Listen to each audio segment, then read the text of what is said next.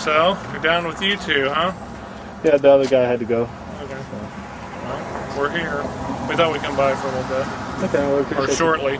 Just, I'm sure it's disturbing for them. You like my sign? What's that? Why did you? I like that. That's great. Have you gotten an answer? That's great. No. Uh-oh. I did get little If you want to know why I left, it's all on the blog site, but I've been in Scientology Hold it up there so they can see. For 22 years. You mind telling us? You mind telling us your story briefly? I was in Scientology 22 years. I originally started out in San Jose, California. Read Dianetics. It's funny, in the first week I was out in San Jose, this was back in 1989, 90, no, more like 1990, 91, something like that. And did a little Dianetics seminar. I was regged to borrow money from a guy I didn't know for about $1,200. Did the purification program, and then shortly after I completed that, they had 2 Sea Org recruiters there, and I wasn't familiar with it all then. And they basically kept me, and I didn't think it was unusual. I thought they really wanted me to just join the Sea Org. And let's see, I joined didn't join it actually, but they kept me there at the org till, I know, it was after midnight, close to 1 a.m. And I figured the only way to get out of there was just sign the billion-year contract, and it was a billion-year contract. So I signed it, and once they had me cash in my life insurance policy that I had with the military to pay off all my debts. For courses? What's that? For courses? What's that? For courses? Debts, no life debts. You have to pay off all your life debts. Yeah, you have to be debt-free because freeloader. Freeloader debts. Okay. Whatever. I didn't know what that was at the time, but yeah, I paid everything off because I didn't want you to have any debts. I really didn't have that much. Sold my encyclopedias, and I had this one girl. Of course, she was nice to me, and she was making sure that I got everything handled. But after I signed that agreement, I also had somebody who was at the Stevens Creek, it was called the Stevens Creek Org. Actually, one guy told me I shouldn't join, which I thought was kind of good, but he ended up getting in trouble later, and I can't remember. His name was Ralph, I think. And so after I signed that, them two actually had to go back to Flag. And I decided I really didn't want to go. I stopped taking their phone calls and just kind of waited for them to leave. And then it was probably about a month later I moved back to St. Louis. But when I came back to St. Louis, one of the first things I did was called the St. Louis Org when it was over on Page. And I went in there and actually tried to join staff at that time. But when I got my first paycheck for, I think after taxes, it was $7.95. Just didn't work out because I had a car payment. It was like $150. So I tried that for like 3 or 4 weeks. Ended up, I think I just blew. I just left and moved back up to where I normally live at, around Hannibal, Missouri. And then I ended up coming back down, and on and off throughout the years, I did TRs and objectives, and TRs and objectives, student hat, where you learn how to study and everything. But just moving forward, off and on, been public mostly, and luckily for me, I did not give the organization tens of thousands of dollars. Luckily for me, I say in the course of 22 years, is maybe 2,000, 3,000, I don't really know, off and on, because I'd have been furious knowing what I've learned. what happened probably was last year when CNN did the history of violence. My wife and I decided we wanted to watch the show to see what our representatives had to say at the church. Mm-hmm. Now, mind you, I didn't even know who Tommy Davis was before that, because you have to realize in 22 years, you have to think with the policy, because it's kind of, you get accepted more if you go along with what they like for you to do. You know, if you're in a group and you start talking a certain way and the group really is like, man, I'm glad you're talking that way, you know, you feel, oh gosh, this is the right thing to do. So if you quote policy, talk with policy, do what the policy says, everything's fine. Don't look at the internet, because you might see some of that confidential information that'll make you sick and everything, and that really comes from just one, I think one. I don't know where that came from. Bronze Journal 67, when he says he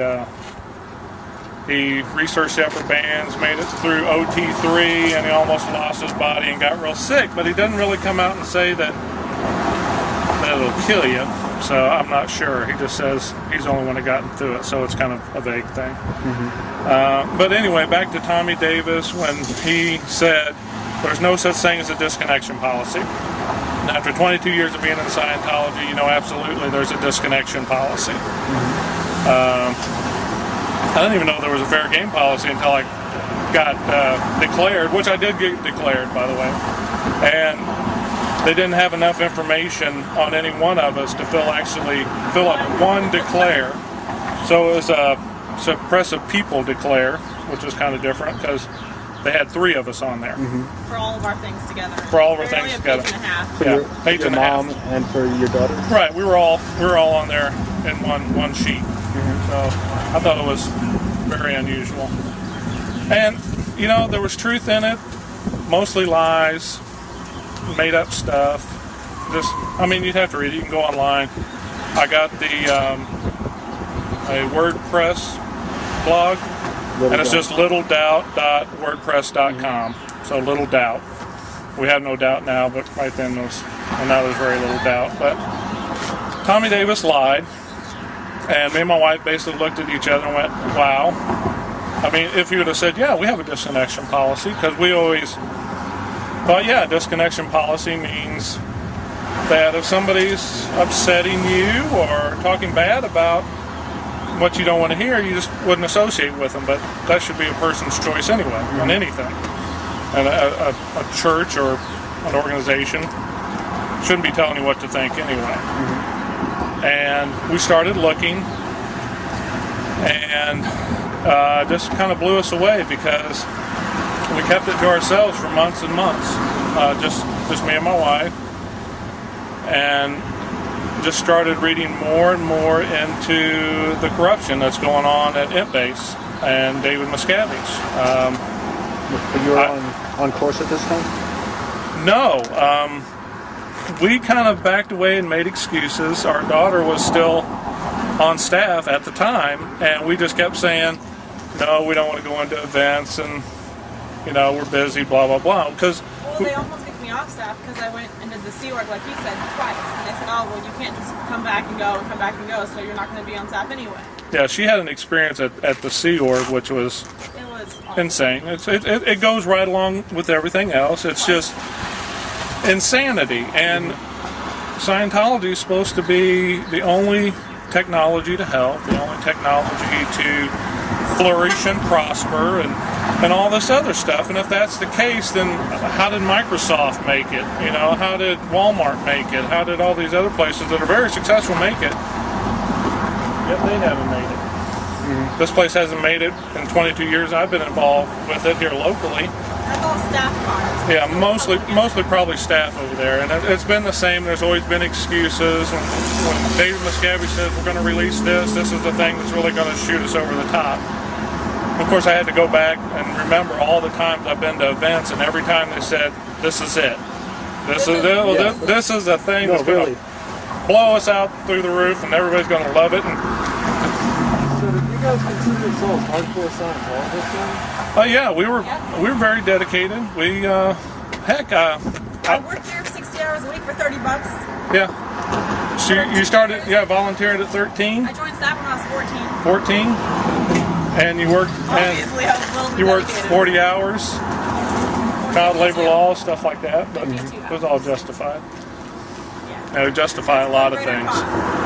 Yeah, since you're the only ones that can help. Do you think a lot of people in there, because they've dedicated so much, are just kind of afraid to look at their doubts? Like, Absolutely. If this is all fake, then what have I been doing with my life this past, however long? Here's what's really neat. It's sprinkled with truth. It is. And the first bite tastes really good. And you do some of these lower level basic, I wouldn't say it's anything that LRH or L. Ron Hubbard created. It was just basic truths that were, he repackaged and went, and in the beginning stuff, lower level stuff, you can get some good out of that. I mean, some pretty good stuff. Go beyond that, it's a smorgasbord of bullshit, I think.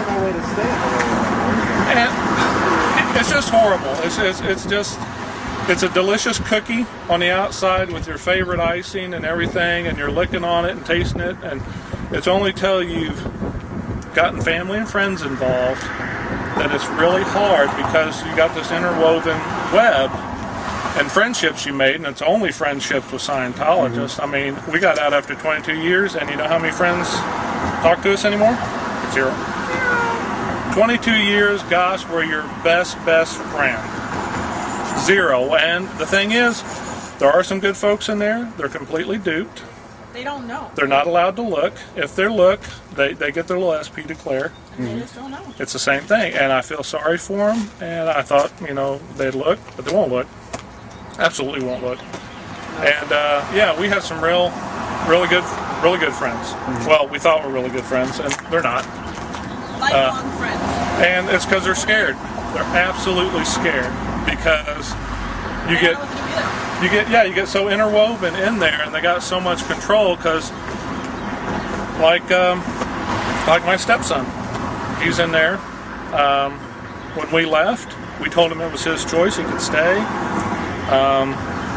But when your regular job is with a Scientologist, your girlfriend's a Scientologist whose father works there on staff, he's in a rock and a hard place. If he steps out, he loses his girlfriend he cares about, he loses his job he cares about, and he probably loses almost all of his friends he's ever had.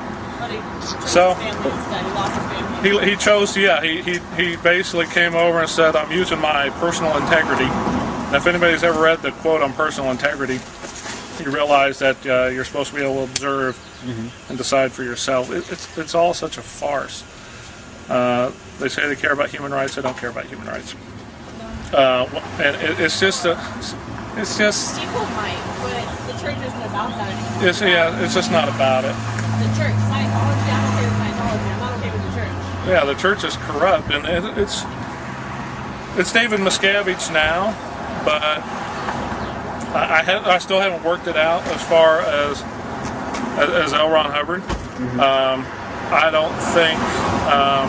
I think he started out good, but probably got consumed with it. Power corrupts. It can absolutely corrupt, and it is what it is. I mean, he wrote some policies that you look at and go, that's wrong, absolutely wrong. So you just got to look at it, be unbiased, and realize that he went off the deep end towards the end. I think, personally. Can you get some good out of things? Yeah, maybe. But don't get involved with the organization. Absolutely not. Don't put your money in it. Don't put your family in it. I was involved 22 years, and it's completely corrupt. I don't think it's going to change. Absolutely won't change. Even if David Miscavige gets dethroned, you'll have martyrs, you'll have people going, oh my God, I can't believe, when Adolf Hitler killed himself, there were still people going, oh my God, my savior.